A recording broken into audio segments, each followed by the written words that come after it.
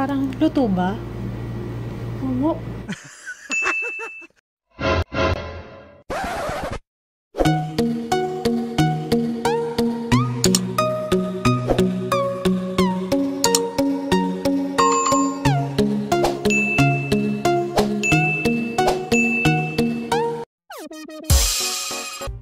Hi guys! So, magsa-start naman tayo ngayon. Ngayon ay naisipan kong mag-bake naman.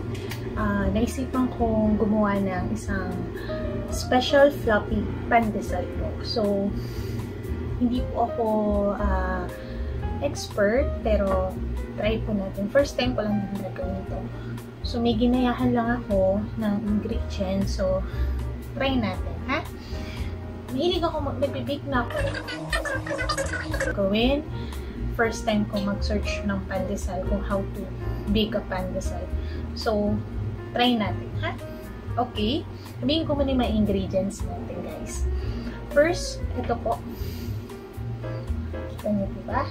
2 cups of all-purpose flour. Pwede rin po ang bread flour. Pwede rin po 1 cup of bread flour and then 1 cup of all-purpose flour. Pwede po yan. Kahit ano po doon sa dalawa or gusto nyo tig-isa, walang problema po. And then, meron po tayong powdered milk. Essential na po sa lalagyan. Powdered milk, 1/8 cup. And then, we have also here white sugar. So, white sugar natin, guys, ay 1/4 cup lang po ito. And then, I have 1 medium size of egg. Doon nga pala guys sa sugar, pwedeng gumamit ng light brown sugar. Wag lang po yung dark brown po. And then, meron ako ditong salt. So, sa salt po natin ay half teaspoon salt po ang kailangan. And then, meron din po ako ditong half teaspoon ng yeast po. Kailangan po yung instant, ha? Meron pong active, kaso medyo hassle siya. Kailangan nyo pa siyang isoak sa warm water and sugar. Tapos, ihintayin mo po siya mag-bubbles, guys. And then, 1/4 cup po ng medyo melted na siya. Yun po yung kailangan ng unsalted butter po. And then, kailangan mo ng bowl na medyo straight twist. Kailangan po yan. And then, kailangan nga pala sa ito yung milk. Meron din tayong fresh milk. Pwede warm milk. 3/4 cup of warm water or 3/4 cup ng fresh milk, guys. Pwede dun sa dalawa. Pero sabi dun sa napanood ko, masarap daw kapag may milk yung ginamit nyo. And then dito, sa optional lang doon yung egg. Pero sabi nga nila, mas masarap daw pag may egg. Okay? Ang gagawin lang natin dyan lahat is i-mix natin dito sa flour. Okay? First, ito yung 2 cup of flour. Ilagay natin yung 1/4 ng sugar. And then, ilalagay din natin yung powdered milk niya, 1/8. And then, yung salt niya. And then, the yeast. This is instant, guys, ha? Kasi, hassle yung i-activate mo pa yung yeast mo. Then, mix mo lang siya.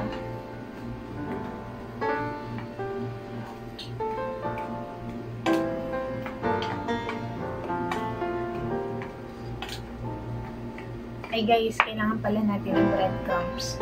Mamaya pakita ko. Hindi ko nasama dito. Breadcrumbs yung after na mag-doon natin.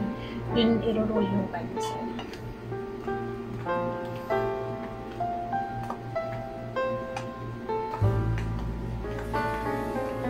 Okay, after mo mahalo, ilalagay na natin yung 1 egg.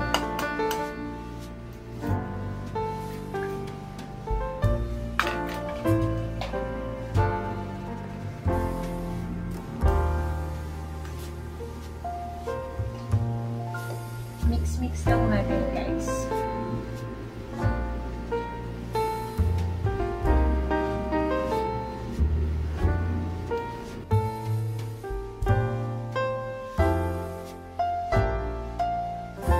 Halo lang na halo, guys. And then, lagay natin yung milk, warm milk, hanggang makuha natin or ma-achieve natin yung consistency na gusto natin. Tuloy-tuloy lang sa paghalo, guys. Makita nyo ganyan na malabnaw, pwede kayong mag-add ng all-purpose flour. Kasi kailangan medyo hindi siya malabnaw. Then, halo lang ng halo siya.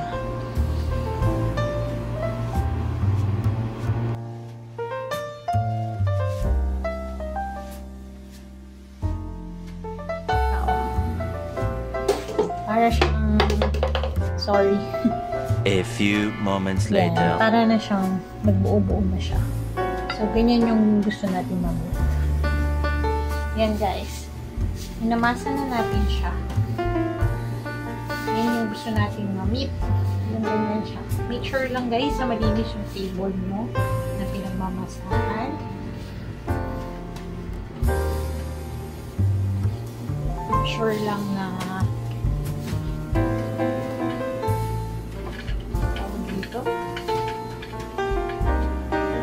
linis ang kamay niyo.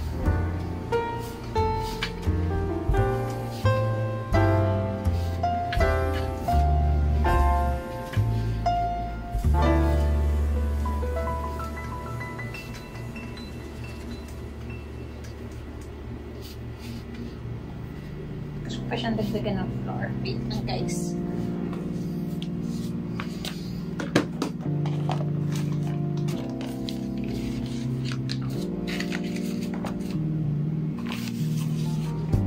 Lagyan pa natin ang flour para mas magaling siya. Okay.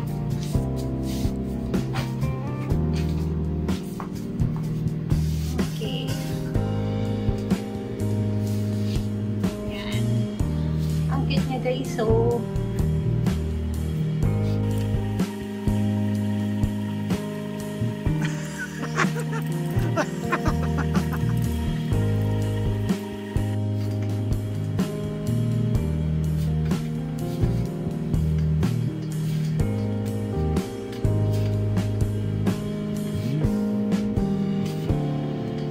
a few moments later.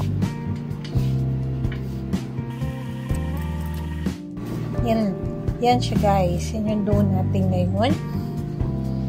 Minamasa pa rin natin siya. Yan. Tapos, ihalo natin yung melted butter natin dito. Habang minamasa natin siya, ha? Ganun lang siya, guys.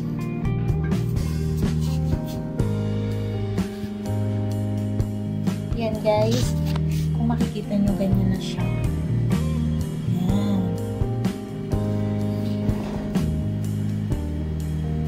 Ngayon nga, guys, pagkatapos natin, halo na natin yung butter niya. Itong mga butter. Kaya medyo dapat yung butter is medyo perfect. Pero hindi naman totally wala. Yes. Ano siya? Sobrang lang. Medyo malambot lang siya. Okay.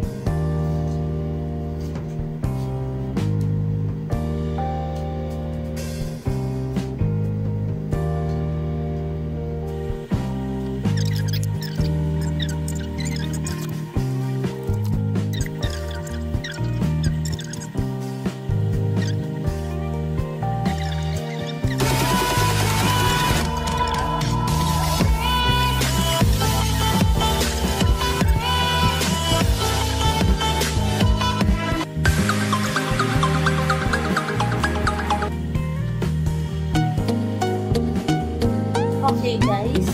So, okay na ito natin. Lagay lang natin dito ng konting oil. Yan. And then, tatakpan natin yun, guys.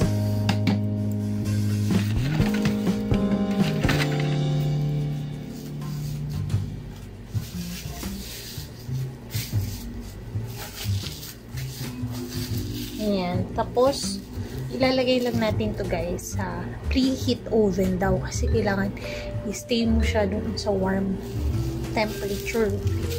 So, mas mabilis po. Guys, ganyan siya. Ibalot mo siya sa, i-preheat mo lang, tapos ibalot mo siya sa cling film, and then balutan mo ng cloth para ma-maintain niya yung hot na temp na gusto niya.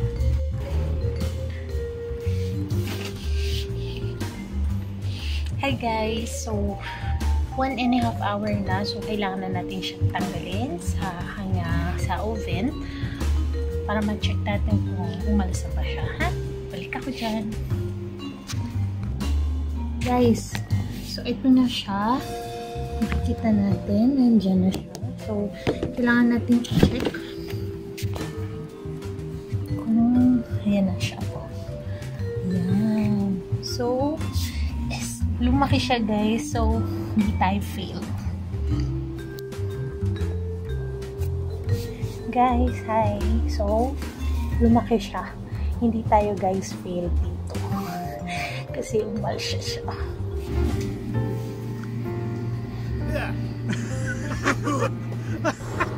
So guys, ito na siya. So, hahatiin na natin siya. Set aside muna natin ito isa.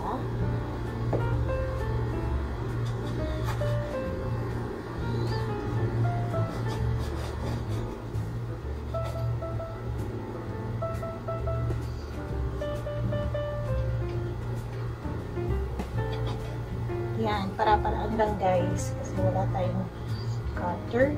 Ayoko naman ng kutsilyo kasi dumidikit siya. So, dito effective to guys.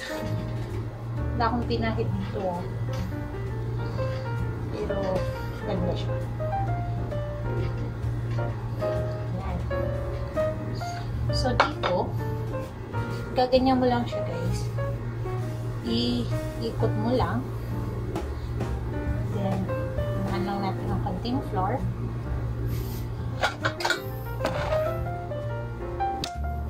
So, pan ako dito. Lalagay natin siya dyan. So, dito siya.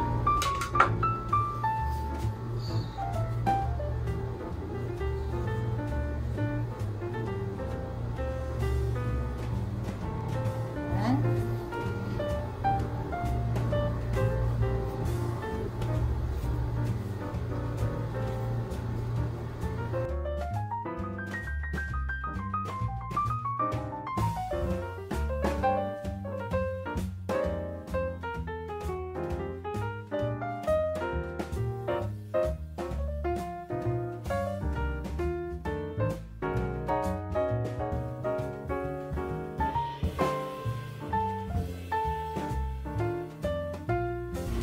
Guys, ayan na. So, after preheat ng 30 minutes, then ibabalik mo siya sa oven. Ito na yung totoong buhay. Isa-set mo siya ng 180 degrees Celsius. Ayan. So, for first 30 minutes guys. Tapos tatansyahin mo yung itsura niya kung okay na siya.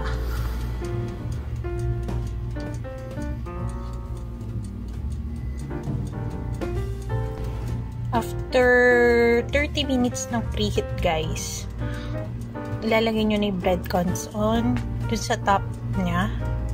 Lalagay na kayo ng breadcrumbs. And then, balik nyo siya sa oven.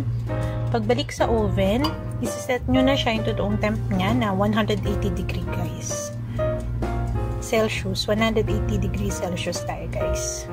And then, check mo na siya every 30 minutes kung sa tingin mo is okay na siya. Depende kasi yan sa yung oven. So, antayin lang natin guys maging okay. Lala-update ulit ako. Hi guys, tapos na ang ating pag-oven. Nahango ko natin siya guys. Guys, itong unang first batch, medyo toasted siya.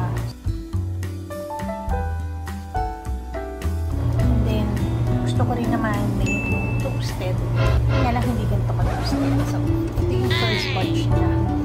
Pero okay naman siya. Medyo na-toasted lang ng konti. Pero yung next batch ko rin na guys, medyo titignan natin siya. So, yan siya guys. naman siya. Tapos biglang crispy yung coat niya.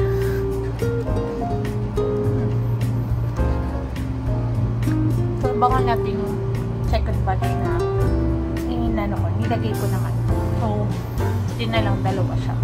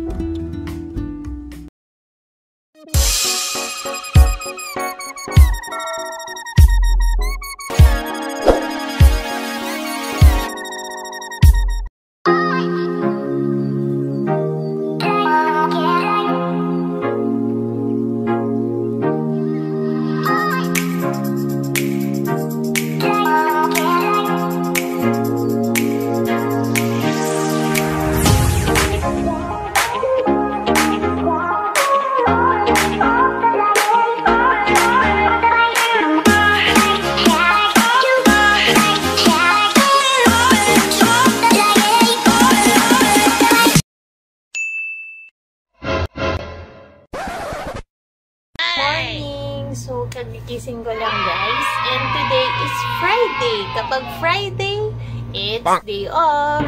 So, ngayon, hindi tayo papayag na wala tayong mangyayari sa Friday natin guys. Ito na nga lang ang day off natin. Bakit hindi pa tayo gagala? Okay?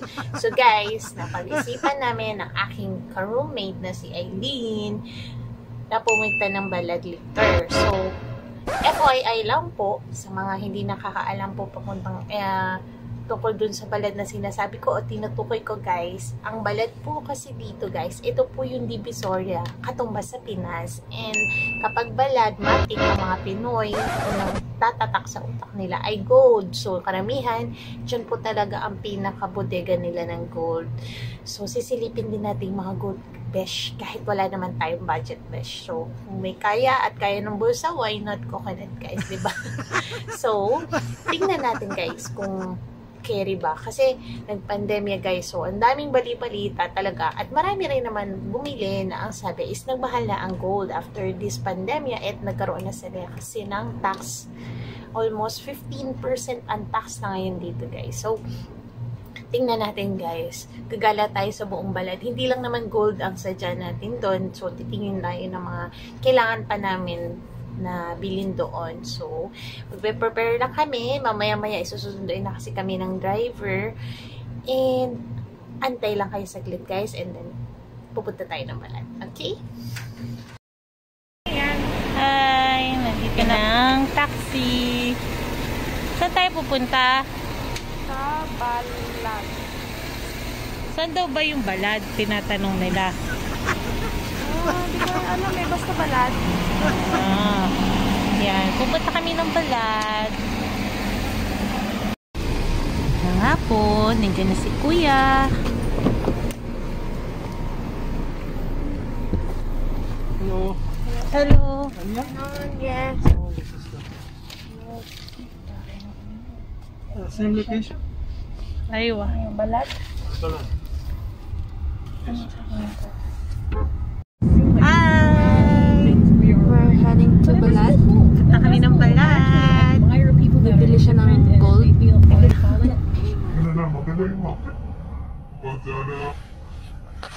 Rose.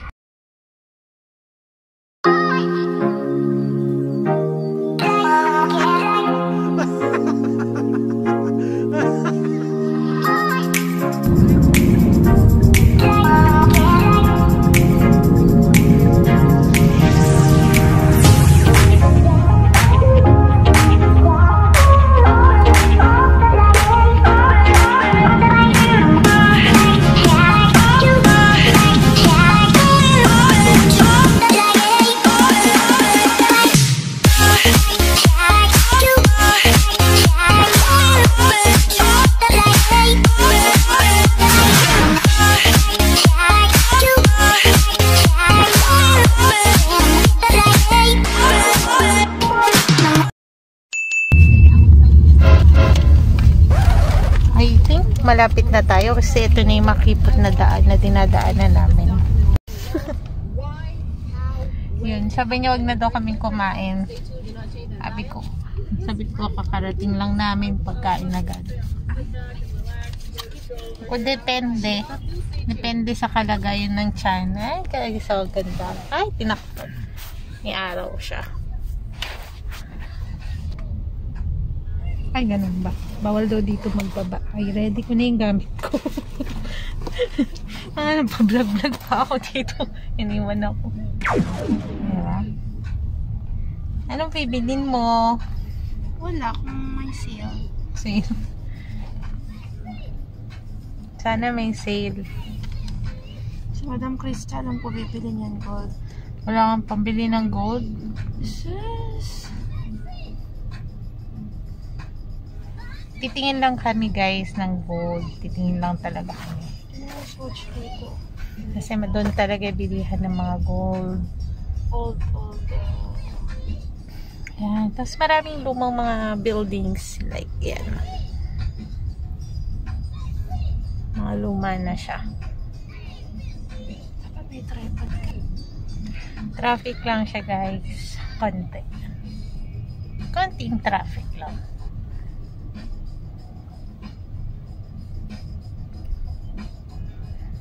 Papakita namin ni Ay yung ano doon. Yung mga makikita niyo doon. Marami doon. Antok na siya. Pag nagutom kami, iiyain ko siya doon sa paborito kong kainan doon. Siya Shaudi. Gusto ko ng yung tawag doon. Yung malutong na baka, perito. Oh, yung gusto ko dun. Bang! Kaya, Oh no! sisi. Masarap yung sisi nila dun. Pero ano lang kami, tipid meals. Since dalawa lang kami, tipid meals lang kami. Pagkasama ang ibang team, barkada meals tayo dyan. Diba? Ewa. Yan na siya guys. Dami nang naglalakad. Kita nyo ang naglalakad. Namimili na sila kasi it's Friday. Nabilihan ng mga abaya, mga damit. Ayan. Huwag tayo masyadong Can we go down here? Yes, Salad? okay. Baba na kami guys ha.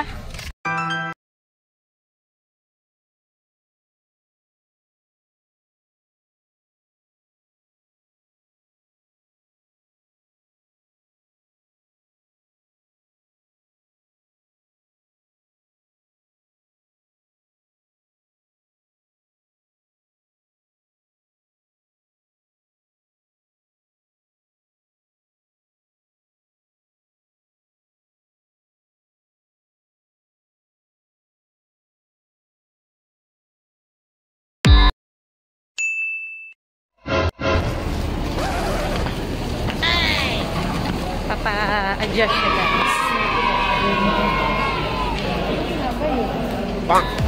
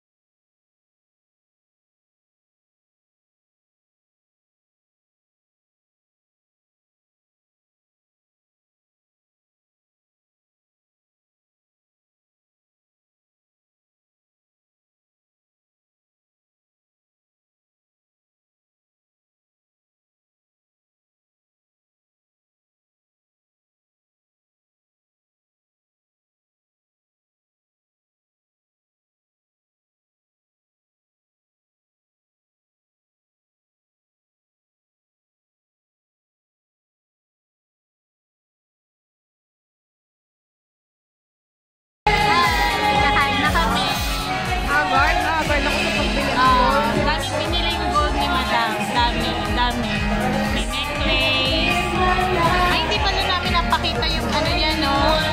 Yung binili mo. Pati yung binili mo. Mamaya, ha?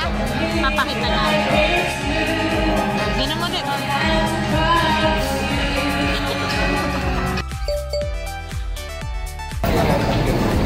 Oh, ha?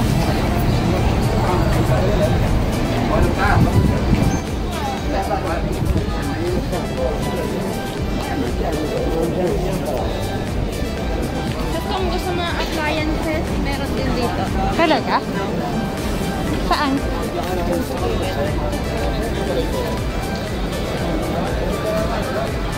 Ano yun? Purifier? Parang nandun sa ano? Kunsi kanina. Ay, may ganun ba? Hindi kinapansin niya. Bilihan ng dates. Dates. Tapos may gold, guys. Oh. Tingnan mo yung gold niya. Aha. Ang ganda.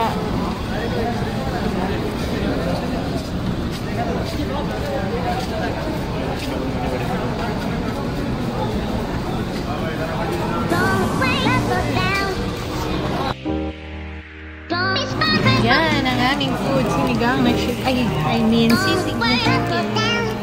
So, ito ano mo? Ayun na po, kakain na kami. Madam, nagutom ka. Kakabili mo ng gold. Napagod po siya. Kakain na po kami. Babay ka na. Hi. You run away. Ayan po. Umalis kaninang walang salamin. Napagawa po kami ng salamin. Hindi na kami nakakuha ng video kasi nabisi na si Madam. Nabisi na kaming lahat. Yes. Ayan na si Madam. Salamin na siya. Akin nakatago pa. Babalik kami. You run away. You run away.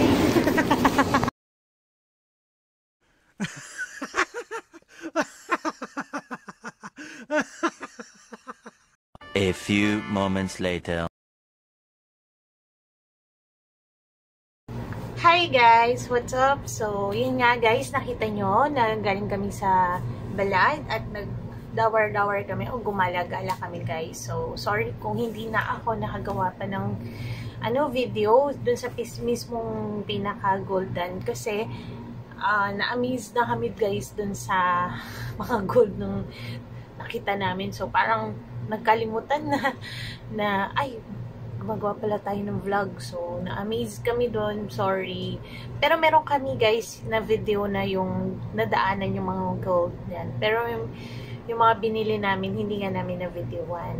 So, yun. After namin magbala, ay magpunta sa gold dun sa balad. Meron dun kainan. Kumain kami sa Filipino restaurant dun guys na hiling namin kainan.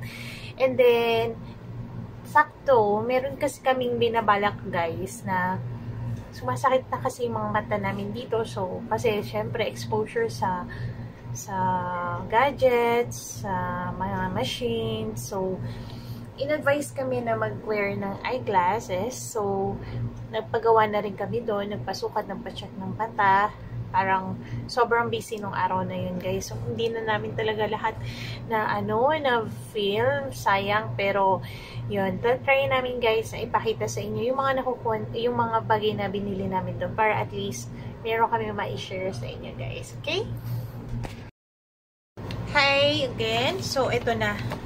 Bali guys, dun sa pinuntahan namin na isa lang naman ang binili ko. So, nakaganyan siya guys.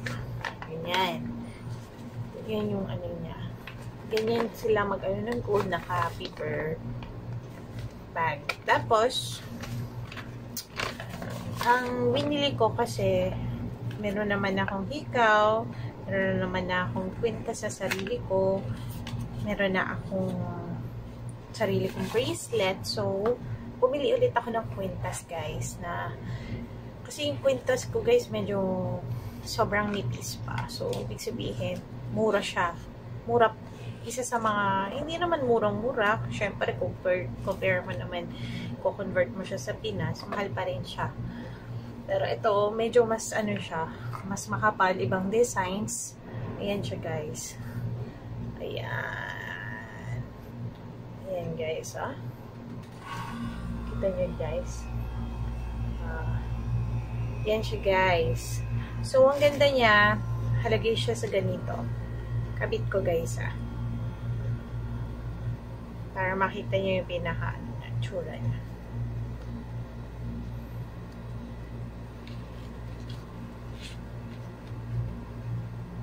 Ayan siya guys. So, it's Jordan. Tapos, necklace siya guys. Necklace siya guys, Jordan. Tapos, flat siya. Yun naka-flat. Hindi siya twisted. Kasi gusto ko tong flat. Ewan ko kung bakit, pero gusto ko siyang flat.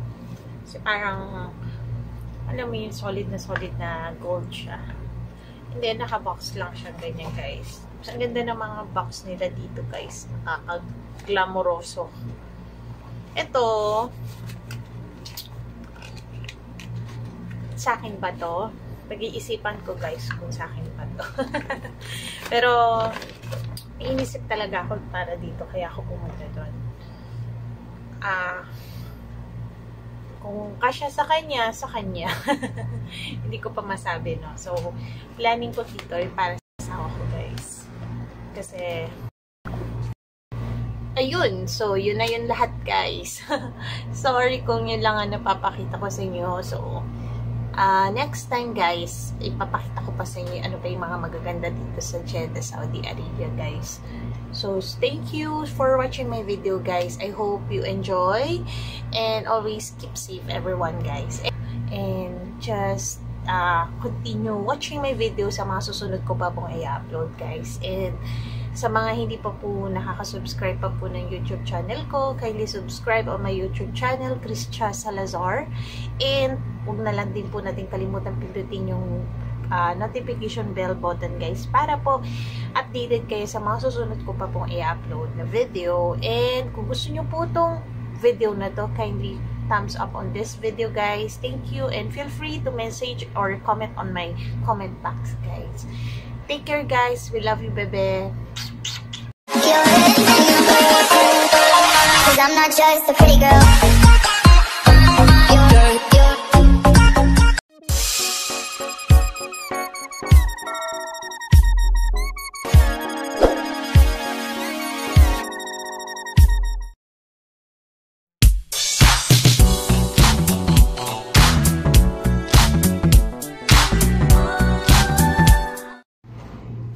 Hi guys! Hello sa inyo, sa lahat na nanonood ng video ko.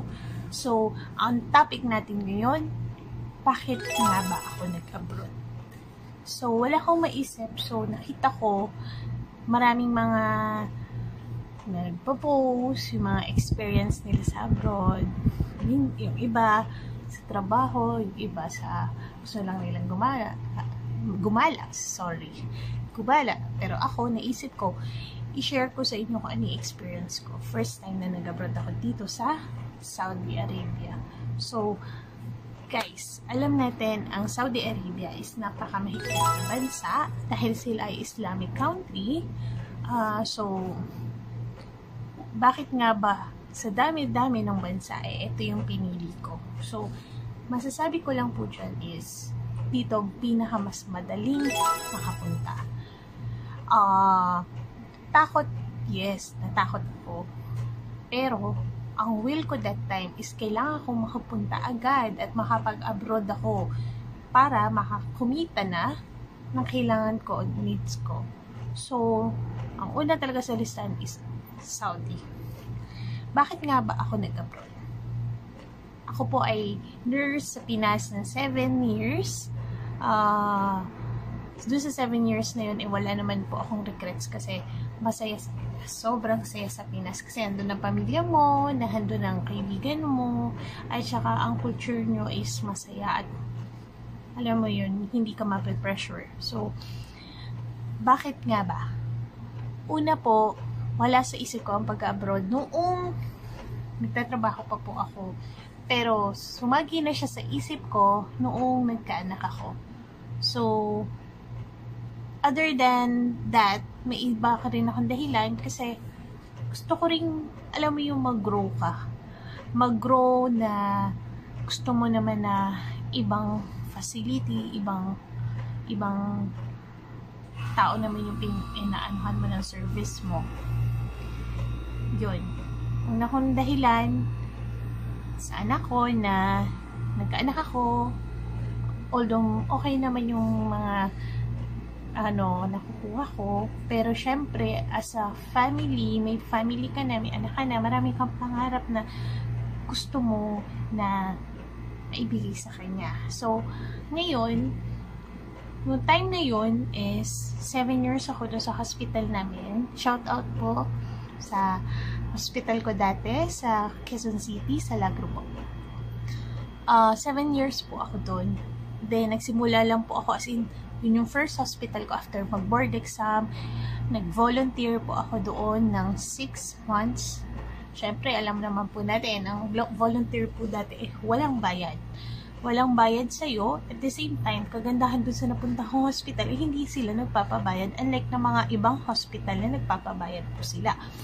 Siguro, kailangan ko lang po na experience. Sa 6 months po na yun, after volunteer, may tinatawag po kaming trainee.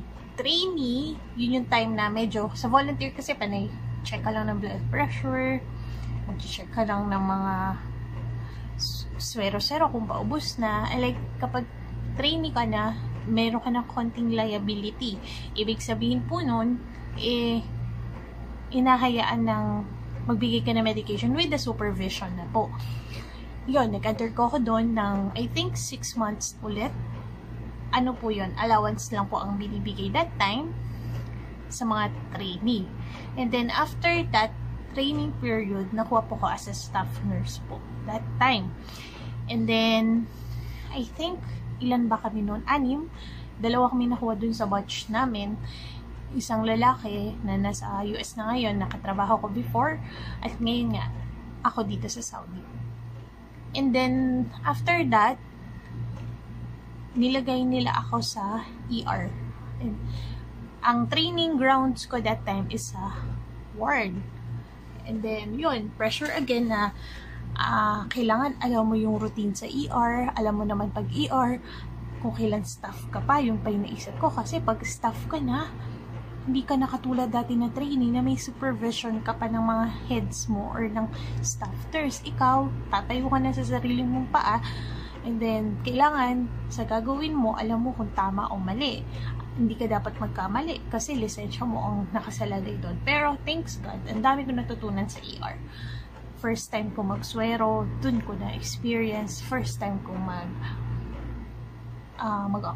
makabulge ng bata, ng the IV line. First time kong masigawan ng pasyente. First time kong magalit sa akin yung magulang. First time ko na mamatayan ng pasyente. Nakita mo talaga sa dalawang mata mo kung paano sila namamatay sa harapan mo. That is, kinode mo sila, sinipr mo sila, and then after that, mamaya kita mo, flatline na sa ECG. Yun. Sobrang na-enjoy ko yung experience ko doon. And then, until, I think, 2 to 3 years or 2 years, 2.5 years, yung may nagbigay sa akin ng opportunity ng isa sa mga heads ko na inofera naman nila ako maging isang parang head of the unit sa ward department. So, pressure na naman sa akin kasi what ward na naman, dati nilagay nyo ko sa ER, ito na yung medyo alam ko na, bakit iwa-ward, wala, hindi ako masyadong narorotate doon. Tapos, gagawin mo pa akong head doon, ganon. So, pero sabi nga nila, lahat ng plano ni Lord is meron siyang purpose. So, giranab ko lang din, thankful ako sa aking that time boyfriend ko pa at ngayon ay husband ko na grab mo lang, kaya mo yan. Yung dali na sinasabi. Wala namang bagay na hindi kakayanin kung hindi mo susubukan. Sabi niya, okay, sige, trinay ko siya. Yun. So, doon, ang daming pressure. Pag pressure sa trabaho, pressure sa kasama, pressure na yung expectations nila hindi mo ma-meet. Yung to the point na lagi kang gusto, tama ba to, tama ba yan? And then, syempre, hindi rin maiwasan, merong mga taong hindi ka maiintindihan. Kunyari, kailangan mo itong sabihin sa kanila as a head, medyo nagtatampo sila sa'yo, and nami-misinterpret ka nila. So, yun lang. May pros and cons talaga kapag ganong nagkakaroon ka ng mga commitment na ganong bagay. So, pero thankful ako kasi that time, dun sa experience na yun, na manage ko or natutunan kung paano ko i-handle yung emotional sa trabaho. Kasi ako yung tipo ng taong ayoko ng sa trabaho na apektuhan din yung emotional ko. In terms of, meron kang policy, may pinapaano sa yung policy na isa sa para naman sa hospital. And then, sa kanila, sa'yo is, hindi maganda yun sa kanila kasi parang ikaw, iniisip nila na parang ay, nagbago na siya kasi ganon. Pero thankful talaga kasi ang dami ko natutunan na hindi mo mapiplease ang lahat na magustuhan ka at hindi mo sila mapipilit kung ayaw nila. Yun lang. Pero thankful pa rin dun sa mga kaibigan ko or mga kakilala ko, although hindi nila ako naintindihan this one, mga nangyayari in the end is okay kami. Thankful ako sa mga taong yun. At thankful ako dun sa, hindi ko sinabing perfecto po ako. Alam ko, doon sa time na yun, meron din ako minsan pagkakamali, meron din ako siguro hindi nasa wasto, na kala ko tama ako. So, thankful ako dun sa mga pagiging understanding ng mga taong to, na hindi ako basta hinusgahan at inunawa ako that time. Thankful ako dun sa inyo. And then, after that, siguro I think, 3 years ako doon. And then yung 4 years, basta in total from volunteer hanggang doon is 4 years. And then, kinausap na naman ako ng manager ko. Ang sabi niya sa akin, since yung head, kailangan daw may pumalit. So, ako ma'am, gumanon pa ako. Yes. So, kilinab ko ulit. In short, ganun pa rin. Naging routine ko na dati ako nandito, siguro lalabas naman agad kung na-experience mo na. Kung mayroon akong hindi alam gawin, siguro pwede ko naman itanong. Ganun. Like yung kung magiging head of the unit ka ng ER, sang malaking pressure siya. Pero in God's grace talaga, sobrang hindi ako iniwanan ni Lord at mga taong gumabay sa akin that time. Thankful ako sa niya. And then, after the 7 years ng service ko, dumating ako sa point na nagtanong ako sa sarili ko na, Christia, ano yung next plan mo? Parang ganun. Sabi ko, aalis ba ako dito? Hahanap ako sa ibang hospital? Paano ba ako another mag-grow? Sabi ko ganun. So, hanggang, yun nga, kataunan din may mga umaalis sa amin that time, pupunta na Saudi Arabia. Sabi ko sa asawa ko, hindi kaya mag-abroad muna ako. At itry ko rin, sabi ko. Baka this time, magkaroon tayo ng opportunity na, alam mo yun, para sa future natin, lalo lumalaki yung anak natin, makasave tayo para sa family natin, and then same time, yung profession ko, magkakaroon ako ng experience, hindi lang sa Pilipinas, kundi sa ibang bansa, which is Saudi Arabia. Alam ng ibang bansa, pag galing ka ng Saudi Arabia is, mahigpit na hospital yan. So, minsan, gusto nila kapag galing ka doon, dahil, kumbaga, sa kanila, na-screen ka na, kasi, yun pala yung dahilan. Ngayong nandito ako, na-gets ko, kasi, dito, ang buhay, umiikot lang na parang orasan. Pagising mo sa umaga, papasok ka, maghahanda ka, and then trabaho, and then uwi mo, hapon, kakain ka, matatapos ang araw mo, ganon siya, paulit-ulit. Sa isang linggo, isang beses ka lang mag-off, every Friday. Pero, yung iba-iba naman yung date. Pero most ng off dito is Friday. And then, para gawin yung mga kailangan mong gawin like paglalaba, pamamlansya, paglilinis ng bahay, ganun yung feeling na parang orasan ka lang umiikot, routine siya talaga, na hindi tulad sa Pinas na kahit nagtatrabaho ka, mamaya tatawagan ka na asawa mo, birthday ni ganito, kain tayo daw sa labas. May mga konting social life ba, ganon. Dito meron man, hindi tulad sa Pinas. Kasi dito magbe-birthday sa loob lang kayo or sa labas. Yung iba nakatrabaho, dadalawa na lang kayo pupunta doon. Hindi tulad sa atin na sa Pinas na pwede mo silang makasama after your work. No, dito hindi. Yun, so in short, nakarating ako dito. That was March 23 2018.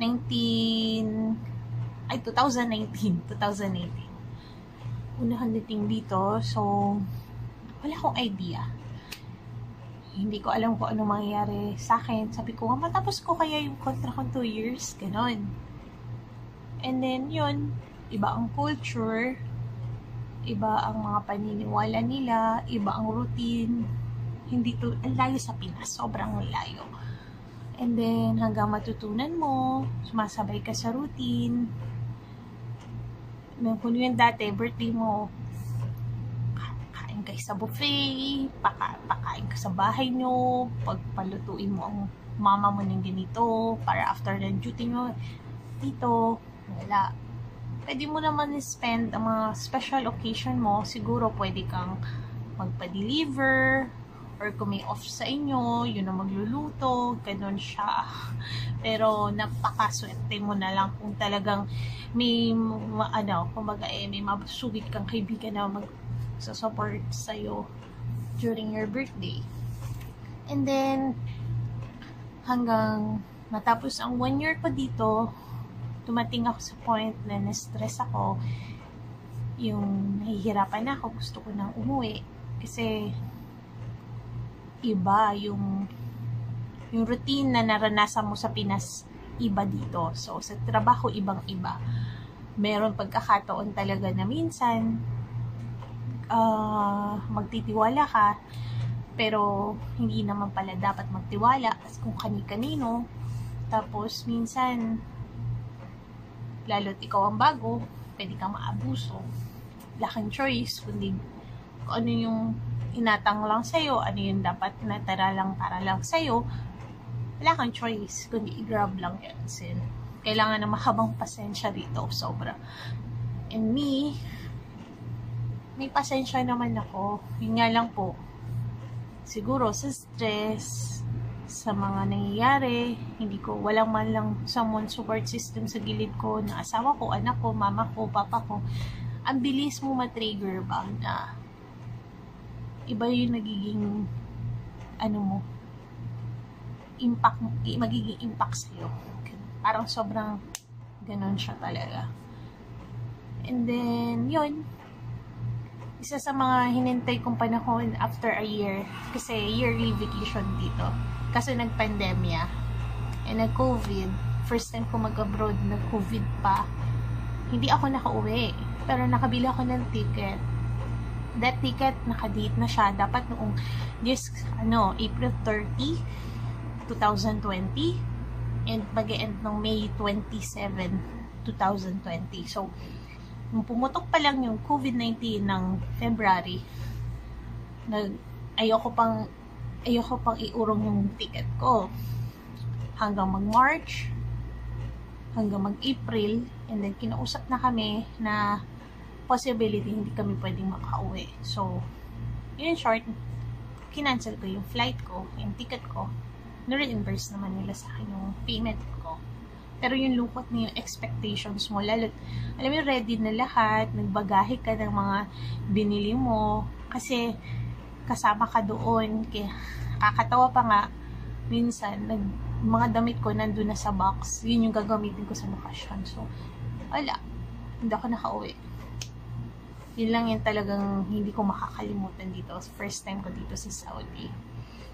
And then, siguro, isa din sa mga dahilan kaya ako nag-abroad is ang nanay ko at tatay ko tumatanda na. So, hanggat sana dumating yung point na makaipon na ako, makatulong din ako sa kanila.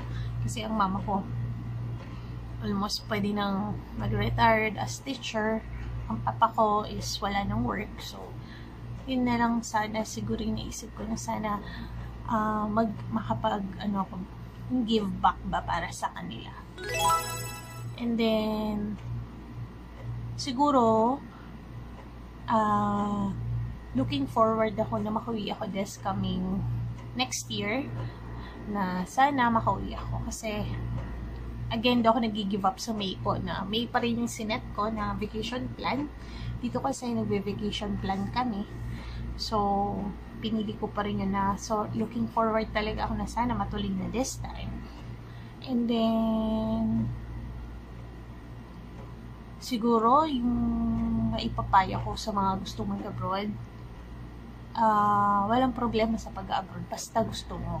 At saka, kung gusto mo, kailangan ready ka.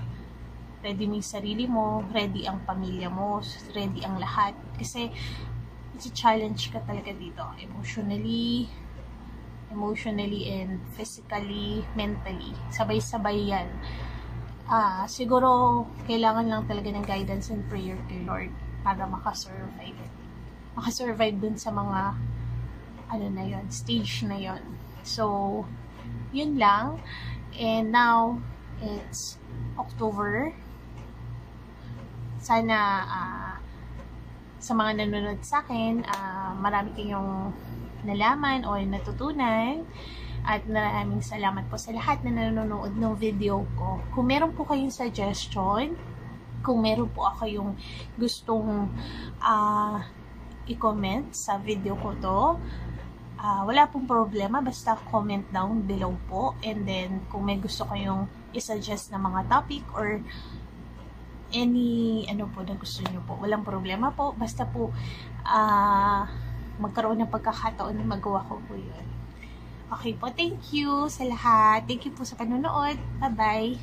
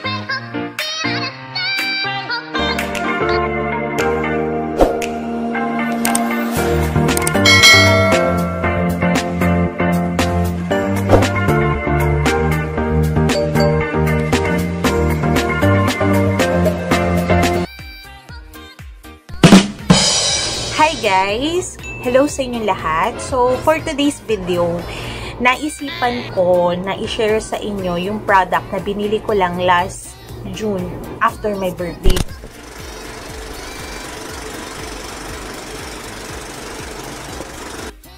So, pumili ako ng isang intense pulse light na hair removal device. Ito siya. So, binili ko to dun sa online shopping dito sa Saudi. Dahil nga po, dito nga po ako nagtatrabaho.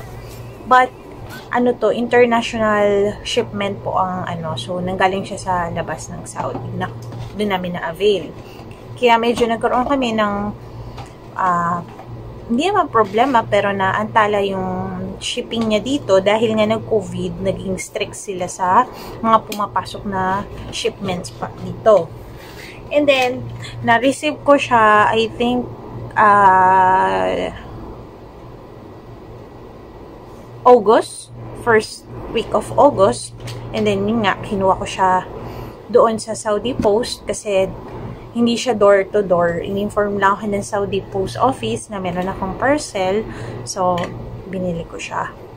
Kasi before, share ko lang guys, nagpapa-IPL na kami ng mga katrabaho ko. Doon din sa work na pinagtatrabuhan namin dati. Kasi, meron dong IPL na so may discount siya sa staff.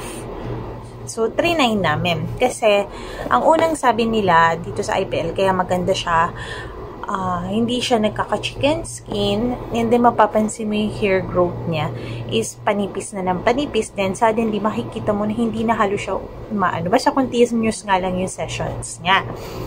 And then, yun nga, nag-abroad ako, so natigil yung sessions niya. 1 year na ako dito, almost magto 2 years na next year. Ganun na yung haba ng gap niya. So, naisipan ko na bumili na lang ng gadget instead na lumabas dahil nga COVID ngayon, meron naman din talaga ditong laser sa ganyan, yung IPL. So, kaso nga lang medyo nakakatakot lumabas kasi pandemya. So, kaya ito yung binili ko. Bali, 2 months ko na siyang ginagamit. I-share ko lang sa inyo guys kung ano yung nito. Para if ever sa mga same problem na katulad ko, pwede kayong bumili rin ito kung gusto nyo naman. So, ito, in-order ko to sa Noon. Noon ang application namin kapag sa Saudi. Pero alam ko, may nakita ako nito sa Lazada at saka sa Shopee. So, ganyan yung niya. So, Intense Pulse Light. Tapos, hair removal device. Tapos, ito ay may mga parts. Ko lang din sa inyo. Ganyan siya. So, kapag nabili nyo siya, isang box siya na nakalagay siya dito. May isang manual. Tapos, ito yung niya, connector niya. Kasi actually, hindi siya yung agad-agad mo siyang magagamit. So, kailangan connected siya sa outlet. Ayan, i-connect mo siya para gumana siya. So, hindi siya yung portable na agad mo na siyang magagamit. Agad. And then, kasama din niya, may mga kasama rin siya kapag yung outlet mo is iba-iba. Kasi dito, makikita mo ganyan siya. So, ganyan. And then, dito guys, mas meron naman ganito. So, kung nasa Pilipinas ako, magagamit ko siya. And then, meron naman din ganito. So, pwede mo siya magamit kahit saan. Pwede mo siyang iuwi kapag nagbakasyon ka para magtuloy-tuloy siya. Yan. So, ganyan yung itsura niya guys. Pakita ko lang din sa inyo. Ganyan. Ganyan. Tapos, ganyan. Ganyan. And then, dito yung sinasaksak. Then, ito yung light. Ito yung i-ano mo sa kilikili mo. Or saan mang skin. Hindi lang naman to sa kilikili guys. Pwede rin to sa legs. Pwede rin nga din to sa face. Depende sa inyo. And then, ito yung switch on and off buttons niya guys. Tapos, dito, kung gano'n siya kalakas, yung shots niya ba. So, magsisimula yan. Mamaya, ipapakita ko sa inyo kung paano mo makikita yung lakas niya. So, i-plug muna natin siya.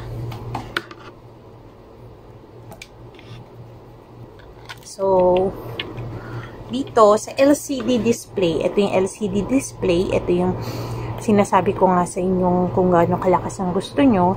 And then, ito yung close and off. Open and close button. So, open nyo lang yan, long press. And then, pag kita mo rito, may tutunog siya na parang tunog ng blower. Pag nag-open ka ng blower, and then makikita mo siya. Yan. So, makikita mo rito guys, 1 bar siya. So, yan yung pinakamahina nila. So, 2. So, pag ina-add mo yan, di ba gaganyan yung, guys, hindi mo siya ma-add. So, dito ka mag-a-add sa on and off. So, pag pinindot mo to sa likod, 1, so 2 na siya, 3, 4, 5, 6, 7, 8. So, 8 lang siya. So, para sa mga first time user, i-try nyo muna siya sa pinaka mababa. Yan yung pinaka safe natin. Kasi minsan, may mga sensitive skin. So, check nyo muna sa pinaka mababa. Since ako dati na nag-IPL, so ako, ginawa ko 1, 2, 3, 4. Yan yung una kong first shot. So, dito guys, promise, wala ka halos mararamdaman pa. Actually, kay todo naman, may konti lang tek yung pag, na parang tinutusok-tusok lang. Yung ganun. Di ba yung laser, ganun naman talaga. Yan. So, ganyan siya guys. And then, pag i-close mo naman din siya, dito lang din yan, long press mo lang, and then magko-close. Automatic. Ganun lang din, tatanggalin mo lang, then wala na siya agad. And then guys, ano ko lang guys, base, kasi dati, doon sa pinag-IPL lang ko, so kailangan yung length ng na hair na nasa kilikili mo is hindi masyadong mahaba. So, dito, either, pwede namang i-cut, kasi dahil kapag may kasama kang pwede mag-cut. Kasi minsan, ang hirap niyang tignan sa salamin. So, ako, shave. Pero yung pag-shave, dahan-dahan lang. 1, parang kunyari, ito yung kilikili nyo, guys. Parang, i-shave mo lang siya ng 1, tapos 2, 3. Makikita mo na mababawasan na yung ano niya. Pero wag mo naman yung sobrang, yung friction, kasi yun yung nakakapag-cause ng darkening ng underarm. So, yun lang. Kailangan lang mapaliit natin yung pinaka-length ng ano niya. Kung, kunyari, makita mo, halos natanggal, walang problema. Basta, hindi siya mahaba. Kasi, napansin ko, nag-try ako, hindi ko siya shinave or kinat. Nung pagka-shock ko nito, medyo may sakit siya. So, kaya pala in-advise nila na kailangan bawasan yung ano niya. Kasi, hair pa rin ngayon, so laser to, baka mag-burn yung kilikili nyo. So, wag natin yun gawin, guys. Okay? And then, guys, ipapakita ko sa inyo, gagawin ko rin siya sa sarili ko later. So, dito, bakit daw laser ang minsan gusto ng tao or bakit siya gusto? Kasi, dati, mahilig akong mag-shave. Noong nag-shave ako, parang totoo yun, mabilis siyang pag naggagasgas siya ng paulit-ulit, lalo kung araw-araw ka after mo maligo mag-shave, may mararamdaman kang konting parang siya nangingitim. Or, kapag naman nagpa-flock ako, hindi ko kaya yung sakit kasi pagkatapos nun, makikita mo agad na may chicken skin na ako. And then, sabi ko sa sarili ko, ano yung next ko? So, dati, meron kaming pinagte-threadingan sa inside yun ng mall. And then, meron din silang waxing. Yung, I think, ano yun hot waxing siya. So, maganda rin siya. Kasi, pansin ko na wala yung parang yung dating darkened ng kilig-kilig ko. Nung nagwo-wax na siya, consistent, nababawasan siya. At the same time pala guys, nung nanganak ako, ewan ko kung totoo, pero isa kasi ako sa naka-witness na parang mapapansin mo siya na nangingitim din kahit pa paano yung kilikili mo, kahit wala kang ginagawa. So, yun nga. Bali, kaya ko to preferred kasi una sa lahat, yun nga, yung para sa akin, hindi siya hassle. Although, pupunta ka para ipagawa to dun sa Pinas. Pero kasi, parang, ang punta ko sa that time, dahil nagtatrabaho ako, at least 1 to 2 times a week. Tapos, may discount naman kami dun. Ang laki din ng nababawas. Kaya thankful kami dun sa pinagawa namin dun. Then, makikita mo yung effect na parang second week. So, pagpalagay natin nagdalawang shot ka, then, pang another second week, and dalawa, so 4, makikita mo na yung difference. Yung pinaka, ng hibla ng buhok ng kilikili mo is numinipis siya. As in, alam mo yung parang color, parang sobrang nipis na parang puti na lang, na halos hindi makikita sa kilikili mo. And then, napansin ko, yung pagtubo niya is parang tumigil siya. Ganon. Pero dapat, itutuloy-tuloy mo yung session niya. Parang 2 months ata ako nag-session nun. Pero hindi ko consistent na nagagawang lagi. Kasi nga, depende sa day off, ganon. Doon mo lang siya pwedeng paggawa. Siyempre, pag off ka. So, pag busy ka, hindi mo magawa siya. Yun nga yung sabi ko, okay naman sanang pumunta doon, basta day off ka. Hassle-free, diba? Pero, kung alam ko lang dati na may ganito, siguro bumili na ako dati pa nito. Pero, since dito ko siya na-discover at na-check ko na may ganito pala at mayroon din akong nakita mga reviews na maganda siya, so, nag-try na akong bumili rin dito. So, yun nga guys. So, pakita ko sa inyo guys kung paano ko siya ginagamit para kung sa mga gustong din mag-avail nito.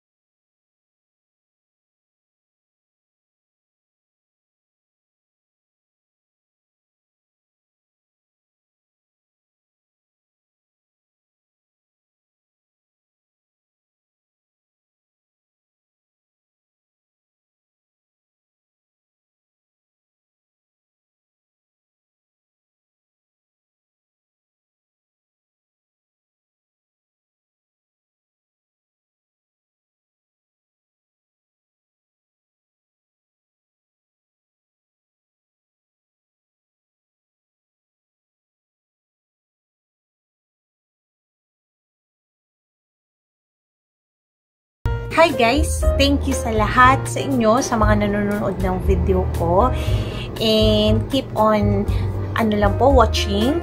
And thank you rin po sa mga nag-subscribe. Thank you po. Sana po subscribe nyo po ang YouTube channel ko po. And para matunghayan nyo rin po yung mga ina-upload ko po. Thank you! God bless po.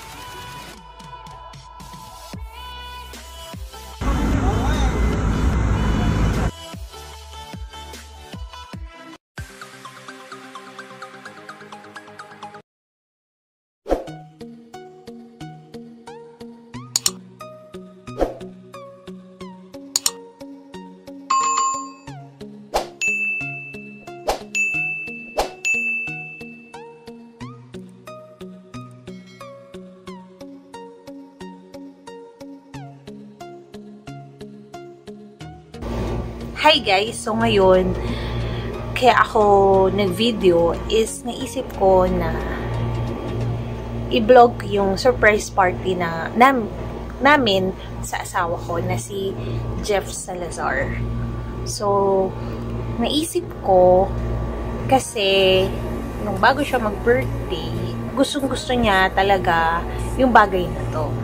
So, kasi nung naging usapan namin, last year kasi, nag-birthday siya sa house namin, sa side ko. din siya nag-birthday, sinurprise ko rin siya. Ito yung video niya. Happy birthday to you. Happy birthday. Happy birthday. Happy birthday to you.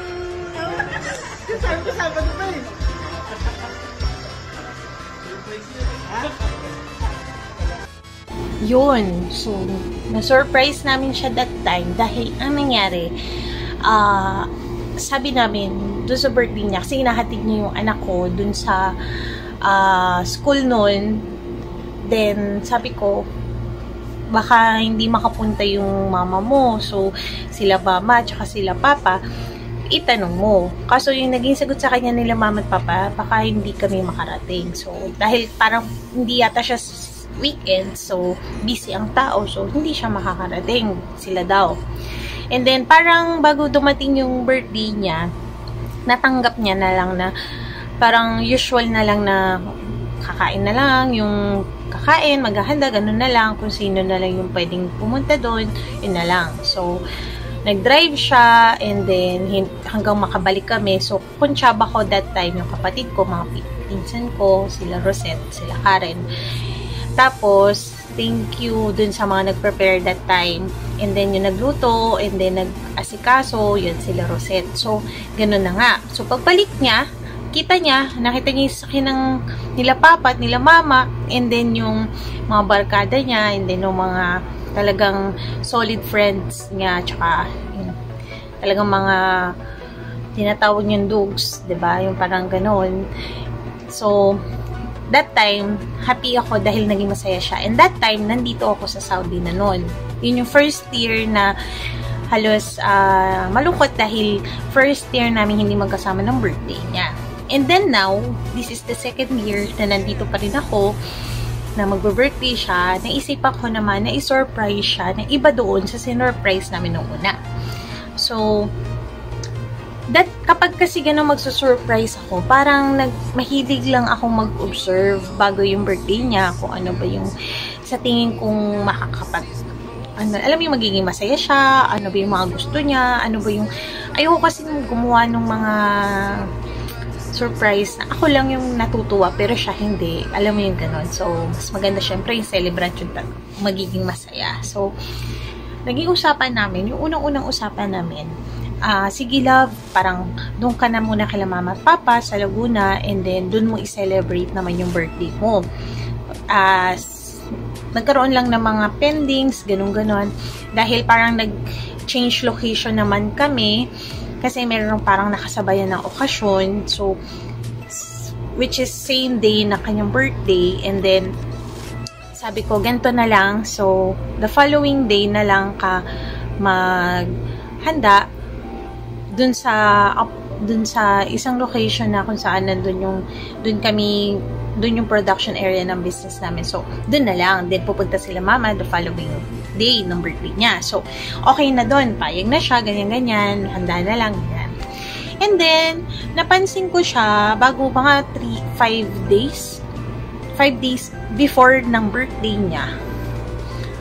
May nakikita siya. Pero naririnig ko na siya na parang gusto niya magkaroon ng bike, mountain bike. And then, hindi niya na inulit yun. And then, nung 5 days before, may nakikita siya sa mga pictures na mga mountain bike. And this bike na gustong-gusto niya. Ito nga yung Trinks, ang tatak, tapos 29 air daw na sabi niya size daw yun kasi mataas doon. So, hindi ako kumikibo dahil that time is nakaset na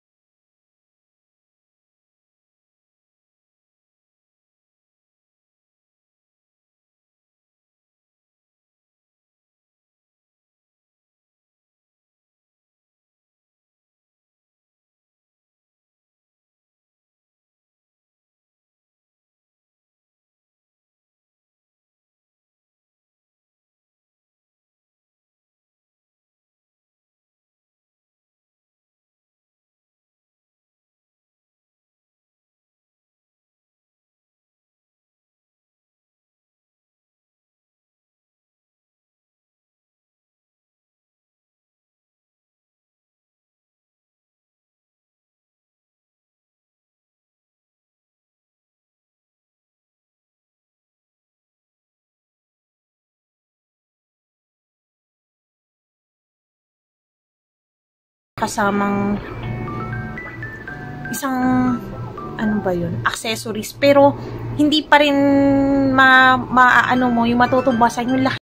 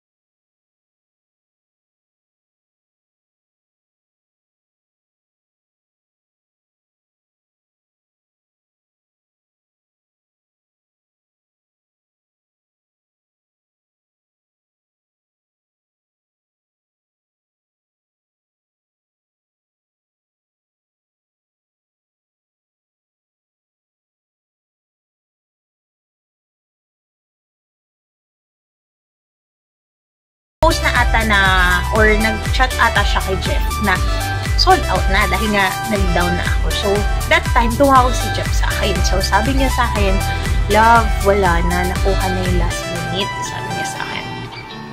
Sabi ko, talaga? So, hindi niya alam na ako ang kumuha ng last unit. So, kita ko yung disappointment sa mukha niya. So, talaga nalungkot siya. And then, pag mag-video call kami, and then sasabihin niya, sayang tagalan yung love, no? Sana may opportunity ulit na makapag-release ng ganon. And then, ganon din sana makatarungan price. Sabi niya ganon. And then, sabi ko, oo, in God's will, sabi ko sa kanya, ibibigay yan sa'yo, sabi ko sa kanya. And then, nag-uusap kami ni seller, ma'am, ano po bang pangalan ng ano? Sinabi ko nga yung pangalan ng asawa ko, and then sabi ko, sir, baka magdoble-doble kasi mamaya nag-inquire siya, baka mag-restocking kayo, i-reserve nyo siya, ito na yung sa kanya. So, in short, naging ano ko sila, naging asset ko siya sa aking mga plano. So, thank you po kay sir and kay ma'am na tumulong sa akin para maging successful to. Itong ano ko, yung plan ko nga for sa birthday ni Jeff. So, sabi ko, ganito na lang ma'am. Sabi niya, kasi ma'am, paano to? Ipapadeliver ba namin? Isha-ship ba natin? Ipipick up nyo ba? Sa ganon. Sabi ko, nga, yun nga yung malaking problema, sir.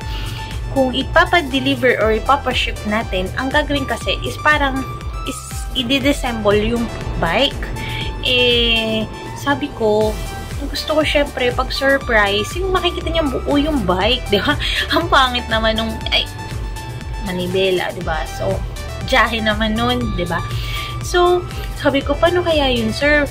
Tiyatanong ko rin sila kung may sila personally nagde-deliver. Sabi niya, hindi daw sa kasing layo ng katulad ng Bulacan. So, sabi ko, patay. And then, pag daw may mga cargo or ano, syempre nga, hiwa-hiwalayin. Sabi ko, pag pick up, sabi ko, sino kayang kukuha? Kasi ako, hindi ko makukuha dahil nga nandito ako. So, nag-isip ako kung sino. Unang umano sa utak ko, sa isip ko, is sila mama. So, kaso, sobrang layo nila. Nasa Laguna sila. So, tsaka matatanda na sila mama at papa.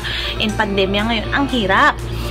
And then, sumunod yung kapatid ko. And then, hindi rin naging ubra dahil nga hindi sila pwedeng maglalabas. So, naging negative. So, sabi ko, ano kayang gagawin ko? Parang ganyan. So, in short, naging last na ano ko is siya. Sabi ko, sa kanya ko ipapapick up, pero dapat hindi niya malaman na ipipick up niya is yung sarili niyang regalo na bike. So, ang ginawa ko, 2 days before October 22, so October 20, nasa plano ko na siya. And then, sabi ko, hindi pwedeng sobrang aga ng plano kasi baka masyadong obvious, parang scripted. So, sabi ko, the day before ko na lang sasabihin yung plano ko na ipapa-pick up ko sa kanya. So, ganun nga ang nangyari. So, today niya pinick up kahapon ng mga around 5 p.m. sa Philippine na oras. So, sabi ko, love, parang pinainan ko siya na sabi ko lang, love, meron akong transactions, gusto mo? So, ito is may fee, sa'yo na lang, sabi ko sa kanya. Pero, kailangan mong pick upin yung tatlong parcel na, yung parcel ng kaibigan ko, 3 na malaking box. Yung ganyan. Sabi niya, sino kaibigan? Sabi ko, yung kasamahan ko. Talagang gumawa na lang ako ng istorya. So, sabi ko, kasamahan ko dito kasi parang na-ship ata doon, gusto niya ipadala dito sa Commonwealth. And then, sabi niya, okay, sige, wala namang problema. Sabi niya, anong oras? Sinong i-meet ko? Ganon. So, sabi ko, I love, ang gamitin mo pala yung isang sasakyan, yung 7-seater. Sabi niya sa akin, bakit yun pa? Kasi kila papa yun. Sabi ko, yun kasi ang, kakasyahan ng 3 box. Sabi ko, ganyan. Sabi niya, pwede na may kotse. Kung sa likod, ilalagay yung 2, yung isa sa likod. So, ay 2 sa passenger seat, 2. Tapos, yung sa likod, isa. So, pwede na yun kasi gusto niya yung kotse is mas sanay siya. At saka, pag mga long drive, gusto niya yung automatic. And then, sabi ko, hindi pwede. Sabi ko, ganyan.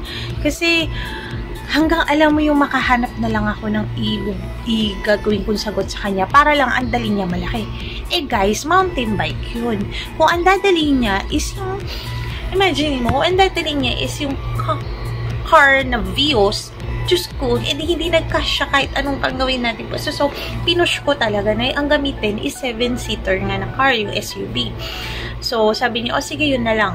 Kung yun talagang gusto. Ang sabi ko pa, kasi sasabay sa yung pinsan nung magpapadala sa'yo papuntang Commonwealth. So, kailangan talaga ng space at saka social distancing. Ang liit ng kotse. Masyado kayong close sa isa't isa. Baka mapuna kayo. Sabi ko, pag yan, talagang may yung lahat na lang ng gawin ko palusot o para lang maging okay sa kanya. Sige lang, walang problema, sabi niya sa akin. And then, mga gabi na, binigay ko na yung details dun kay sir kung ano yung setup. And then, sabi ko, baka tawagan ka niyan. Kasi ang hilig niyan, pag may transaction, tatawagan ka niya para bukas yung transaction. So, sige, in short, nagkaroon kami ng ano namin, mga ano ba, yung mga magiging alibay namin. So, sabi ko, tinatanong ni Jeff kung anong address. So, sabi nila, edi, ma'am, dito na lang po i-pick up dito sa mismong address namin. Sabi ko sa kanya, talaga doon sa seller na, sir, pwede bang magbago ng konti ng area kasi kilala ko yan. Ang term ko pa nga, tuso yan. Sabi ko ganyan. Kasi, pag may gusto yan, naaalala niya yung detalye ng gusto niya. So, alam ko, pag sinabi kong, kasi parang yung address yata ng page is St. Charbel, parang ganon. St. Charbel, Dasmariñas, Cavite, parang ganon. So, pag nakita niya yun, St. Charbel, mag-aano sa ano niya na baka baka ito yung bike, patay tayo dyan, disira ang surprise. Sabi ko, pwede ba sir na ibang area? Kaso si seller, syempre, hindi siya pwedeng lumayo sa Dasma. So, napagkaanuhan namin na SM Dasma na lang. O sige, ganun na lang. So, nagkaroon sila ng usapan 7 AM sa SM Dasma. Tapos yung phone number, sabi niya, ma'am, hindi ko na ibibigay yung phone number ng page. Ibibigay ko na lang yung phone number ko personal para wala rin siyang doubt doon sa ibibigay. O, sige, sir. In short, magaling talagang ka-eksena yung sila sir at saka sila ma'am na tumulong sa akin. Okay. And then, mga, dito sa Saudi kasi, advance ang Pilipinas na oras na 5 hours. So, sa kanila 3 AM in the morning, and then dito, wait, bilangin natin, 3 AM parang 10 sa amin, 10, 11, 12, 1, 2, 3, tama, 10 PM, gising pa ako kasi nga ang ano ko is gusto ko yung transaction is ma-check kasi nga syempre hindi pa fully paid din yung bike. Nakakahiya naman na matulugan ko sila and then okay na ang transaction. Wala pa malang bayad as a whole, diba? So, inabentayan ko. And then, nag-chat siya sa akin that time. 3 AM sa kanila na, love, hindi na ako makatulog. Sabi niya, hindi ko alam kung bakit ako hindi makatulog. Sabi niya, ganyan. Aalis siya 4. Hanggang nagdire-diretso na, nag-prepare na siya, ganyan, naligo na siya, umalis siya. Pero dahil nga medyo mabagal siyang kumilos, 5 na siya nakaalis. And then, habang tumatagal, ang traffic, ang dami yung traffic na napagdaanan. And then, nung nandun na siya sa Dasma, alam mo yung, ay, ayan na, papalapit na. And then, ito na nga guys,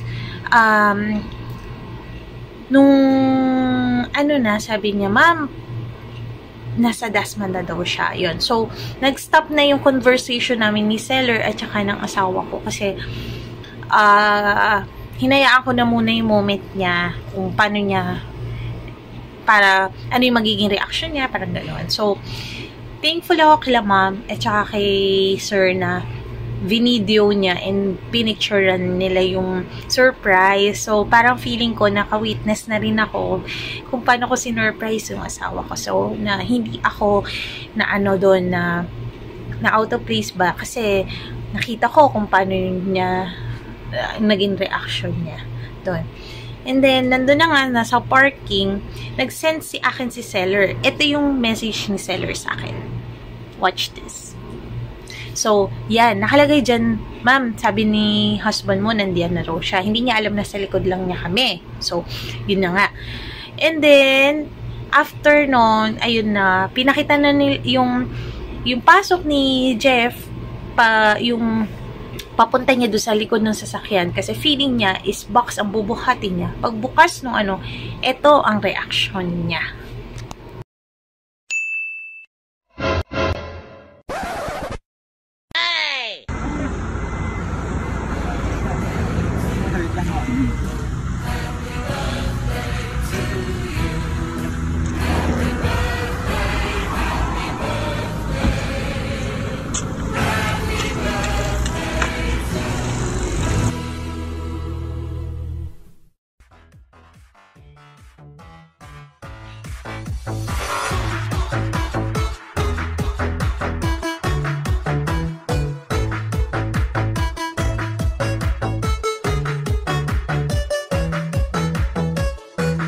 Guys,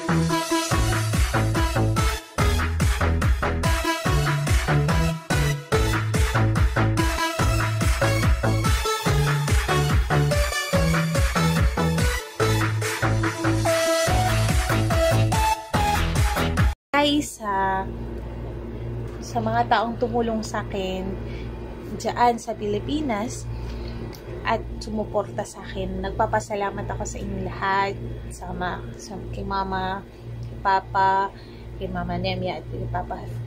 Thank you sa inyong lahat. And then kila Ma'am and Sir, thankful ako kasi sobrang cooperative nila. So guys, kung meron kayong mga gusto or meron din kayong interest sa pagbabike,